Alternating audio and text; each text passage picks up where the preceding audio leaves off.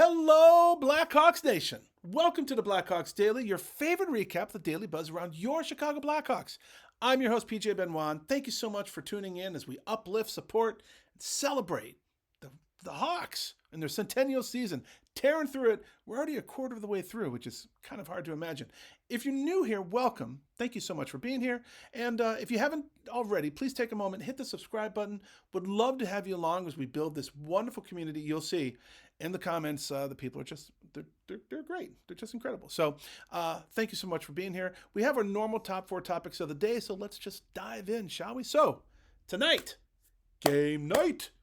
Woo! All right, let's get off the schneid, shall we? We've got a big game coming up tonight. The Hawks are hosting the Minnesota Wild, 7:30 tonight at the UC. And shout out to the UC fans. You guys have been packing in a little bit more. I think the last game there were 20,000 people there. Fantastic, right? We were actually one of the lowest attending stadiums early in the year, and now we're creeping back up. So that's great. So keep supporting the Hawks, folks. So let's talk about what we know about the Wild and the Hawks and how this all breaks down. Minnesota's coming in 12-7-4, right? Tough team. They're riding a strong stretch and winning 5 straight games. Chicago's 10-8-4. They've dropped their last 3, and we're looking to stop the skid, right? Get off the schneid, as I mentioned. The Wild are playing with confidence. Recent shutouts, strong defense, excellent execution. For example, their goalie Jesper Wallstedt, or Jesper Wallstedt, just recorded his 3rd shutout of the season so far. Minnesota extended their point streak to 8. So tonight the game's on ESPN Plus, Disney Plus, and Hulu. So we actually have a chance to catch it live. How nice is that, huh? A little home game that we get to see. Love it. So what do we got to focus on, right? We got to start fast, set the tone. We always talk about that, but we really got to do it tonight because Minnesota tends to jump on teams early. Chicago cannot fall behind in this. We need that high-pace, aggressive game that we've seen when they're at their best. We got to capitalize on transition and chances. Minnesota defends well, and they're hard to break down. So the Hawks must make the most of the opportunities that they create. Move the puck, attack the net, be sharp when chances come. We got to limit mistakes, defend smart. Against a team like the Wild, defensive miscues or giveaways will cost you. The Hawks have to keep their structure, clear rebounds, control the middle, protect their goaltender. Don't be sloppy in the defensive zone, guys. Can't afford it tonight. Special teams matter. Power plays and penalty kills become magnified here. If Chicago wins 2 points, or if we want 2 points, their units better show up and make an impact, right? Got to capitalize when we have the opportunities. And use the home ice energy. United Center should be a strength. The crowd, the comfort, the matchups. The Hawks must make Minnesota feel like they're a visitor, even while they're on the road, right? They're not that far away from us, but let's make sure they feel like they're in a foreign land, so to speak. So why does this game matter? Ending a 3-game skid matters for momentum. A win here signals that the Hawks aren't just talented, but they're consistent. We got to get back on that consistency track. And for this young roster, beating a strong team like Minnesota at home, send a message. It also matters in the Central Division race, right? Every point counts. So here's where we kind of land. This game is a huge opportunity for Chicago. The opponent's legit. They're hot, obviously. The Hawks have the talent. We got the speed. We got the home ice advantage. And we should want this one badly. We've had 3 hiccups in a row of varying degrees, of varying reasons why. Each one is its own case. Put that behind us. Focus on the Wild. Let's get it done. If the Hawks show up with pace, play sharp, defend clean, finish chances, they've got every chance to walk out of here with 2 points. So, what are your guys' predictions, right? I had 1 game so far this year that I actually nailed. I'm going to say that tonight we're going to win 3-2 in a tight one, right? This is a tight game. I feel that that's the final score. Wouldn't be surprised if that was 3-2 in overtime, but I would love for us to win in regulation. What do you think the score will be? Who do you think is going to be the X factor tonight? You guys got your homework. Please put it in the comments. Would love to hear what you guys think. Moving on from there, talking about X factors, let's talk about, let's take a little deep dive, courtesy of Scott Powers over at The Athletic. A person that I mentioned just a couple of days ago, we haven't really spoken a lot about, but clearly has been impacting the team a lot. Ryan Green, right? He's one of the more intriguing young players on the roster right now. So And let's talk about not just where he is now, but where he fits in with Chicago's long-term plans, because the answer is clear and also not so clear at the same time. So let's get into it. So Sunday's game against the Avalanche, Ryan Green could have changed it on his own. He had 4 scoring chances in the first period alone, 3 of them high-grade looks. After the 1-0 loss, Green didn't hide how frustrated he was. He said watching the video would help him break down what he could have done, a different move, a different shot, different angle. But because that's who he is, he's a thinker. He's also a fast learner and a player who adapts quickly. Actually, that's been his story all year. Green started the season thinking he was Rockford bound. Then an injury opened the door, and he hasn't given the organization a single reason to try and shut it. Blashill told him early on that he needed to be more physical, stop relying on stick checks, start winning battles with his body. Green didn't pout or blow it off. He adjusted, and that's why he's earned more ice time, more situations, and more responsibility. He's played center. He's played wing, a position he hasn't touched in 4 or 5 years. He's jumped all over the lineup. He's been used on penalty kill. He's even gotten power play reps. This is the kind of player that coaches love because he gives you that flexibility. Stick him in anywhere.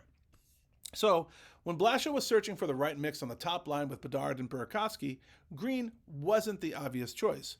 A former second-rounder Groom as defensively responsible two-way center, a top wing, but was he top line winger material?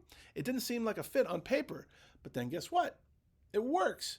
With that trio on the ice at 5-on-5, the Hawks lead in shot attempts 98-90, shots on goal 49-44, and goals 7-3. Even with Burakovsky out, Green and Bedard together have outscored opponents 11-5 at even strength. Against Colorado, Blashill even matched Green's line head-to-head against Nathan MacKinnon, and they held their own. Nearly even in shots, chances, high-danger looks, no goals allowed. That's not normal for a young player. That's pretty special. So here's where things get interesting. The Hawks know Green is going to be a good NHL player, but what kind? Is he a Jake and Dickinson type, like reliable shutdown center? Is he a middle six play driver who anchors a line? Or could he grow to be a true top 6 forward next to Bedard? Blashill was honest. Can he do it on a top line and produce? I don't know. But I know he's smart enough to play with Connor, and he has the skill to make plays. Green has 2 goals and 4 assists in 22 games, but his underlying numbers, tracked by Corey Snyder, make him one of Chicago's best chance creators and the team's leader in forecheck pressure. He does the little things that make top-end players better, but to stay there, he's got to finish. He knows that. The staff knows it. So Ryan Green is absolutely a part of the Blackhawks' future. That's not in question. What is in question is where his ceiling lands. Third line, shutdown center, versatile middle six Swiss Army knife, or a Bedard-compatible top-line winger. What he's shown so far, the adaptability, the hockey IQ, the defensive trust, the growing offensive pop, all this says that this kid is only just getting started, right? He's taken off. And for a team building for a long-term core, that is exactly the kind of good unknown that you want. So, what do you guys think? Let me know in the comments. Where do you see Green in 3 years? Top line, middle six, specialty center? How do you think he's going to impact the Hawks this year? So, let me know. You guys are always really great with your comments, so looking forward to seeing them. And then let's talk about something that I didn't think we were really going to be talking about a lot, but this one has a lot of different channels talking. Bleacher Nation, Bleacher Report, Blackhawk Up, they're all talking about this, so let's see what you guys think as well. With the NHL season hitting the quarter mark, yes, already, the trade market is officially starting to rumble. And while the Blackhawks are focused on their own development, there are 3 teams around the league who are struggling badly enough that they may be ready to shake things up. St. Louis, Vancouver, and Nashville. So the big question today is, should the Blackhawks be calling? And if so, who's worth targeting? Let's get into it. So first up, the St. Louis Blues. I also don't like the Blues. The Blues are off to a rough start, yes. They're sitting near the bottom of the West, 7 points out of a wild card spot, sporting a miserable minus 24 goal differential. Frank Saravalli already reported that they're open for business, which usually means that just about everyone's available. Now, most of that roster isn't a fit for Chicago. Bennington, hard pass. But one name that stands out, and we've talked about this gentleman before, Jordan Kyrou. 27-year-old sniper with 3 straight 30-goal seasons, elite speed, elite skill, and term locked in through 2031. Excuse me, that's exactly the type of player who fits the Blackhawks competitive window and can grow alongside Bedard, Nazar, Moore, etc. Would it be expensive? Yeah, absolutely. Could Chicago afford it? Between cap space, prospects, and draft capital? Yes. The question becomes, does Davidson want to accelerate the timeline a bit? Kyrou is really the only Blues player that I'd seriously give any thought to. Now, next up, the Canucks. And they're just full of chaos, right? Vancouver's in the middle of another identity crisis. They're stuck spinning their wheels. They want to get younger, and according to Elliot Friedman, they're leaning on their veteran players. 2 names here are very intriguing. Elias Pettersson, this is the big one on their team, 27 years old, 7 goals, 20 points already. An elite 2-way playmaker entering his prime. He signed long-term at $11.6 million, but with the cap rising, that number will age well. And players like Pettersson never hit free agency. If you want one, you trade for one. And the Blackhawks are one of the few teams with both the pieces and the cap flexibility to do it. The second player, Connor Garland, a gritty forechecking 46-point middle six winger who plays hard every night. Signed long-term. Probably not someone Vancouver moves right now, but he'd be a fantastic fit in Chicago's depth structure if he were to be moved. Out of the 2, Pettersson is like the big swing move, and that would be the kind of move that changes a franchise's timeline. So something to consider.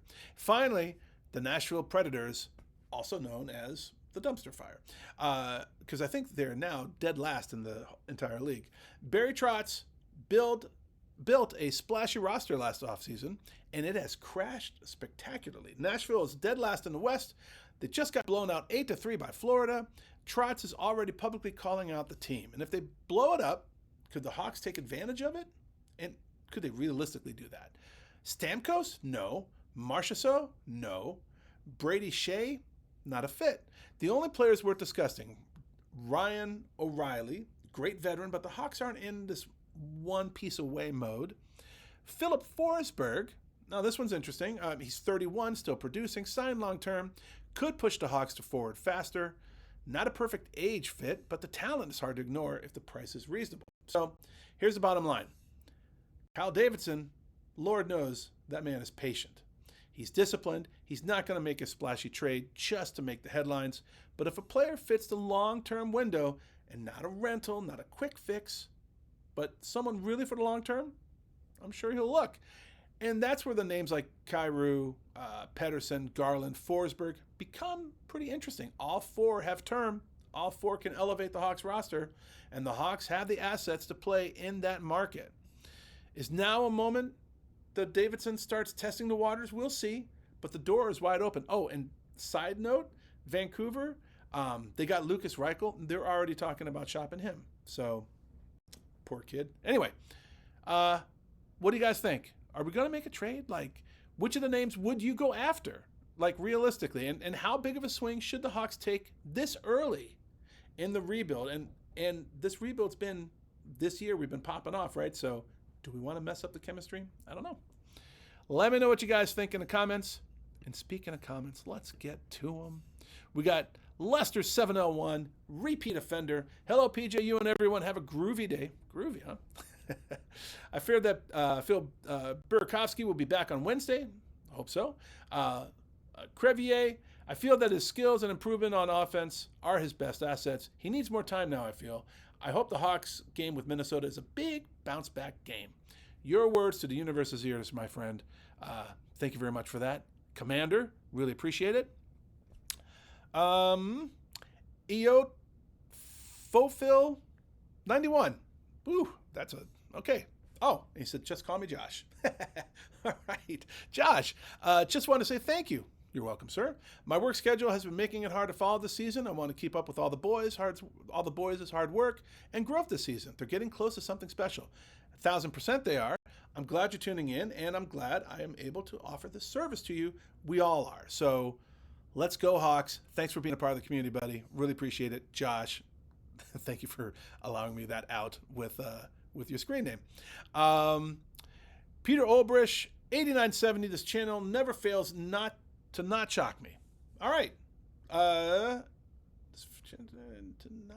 Well, you know what? I hope you're getting a lot out of the content, sir. And thank you for being a part of it. I believe you've commented before in the past, so that makes you a repeat offender. Thank you for being a part of the community. And thank you for loving on the Hawks. Let's go, Hawks. Appreciate you. Jim Track 3786, a new commenter, I believe. Pretty sure. I just found this out. Al Secord is an American Airlines pilot. He's been flying the MD-80 for years now. And now he says he's going to be moving to the Boeing 737. How cool is that? How cool is that? That's amazing. That's the best tidbit I've heard all week. Thank you very much for that, Jim. I'm actually flying on American around New Year's. So how awesome would it be to have old Captain Al Secord driving us or flying us? That would be amazing. Thank you so much for that. Appreciate your comment, and welcome to the club, sir. And side note for all you guys, happy Thanksgiving. Tomorrow will be Turkey Day. I am not going to post one on Turkey Day. So that is a day for all of us just to relax, be thankful for the people in our lives, be thankful for those who gather around us at a table to share their love, to share their presence. Take advantage of that, right? Like let's just have a wonderful day. Be thankful for everything that we have. And also I always like to think of those who aren't with us anymore, who aren't able to join in the festivities, but have always made such an impact on my life and my family's life over the years. We miss them terribly, but we're so thankful for everyone who's here. So I wish all of you a very happy Thanksgiving. May your turkey be moist and hot. May your drinks be cold, and may the laughter just warm you from the inside. So have a wonderful Thanksgiving. I'll be back on Friday because we got cover the results, the winning results of the Wild game, and then we're going to also talk about Nashville coming into town, so that'll be fun. So definitely we'll pick up then. And that is a wrap for today, Blackhawks Nation.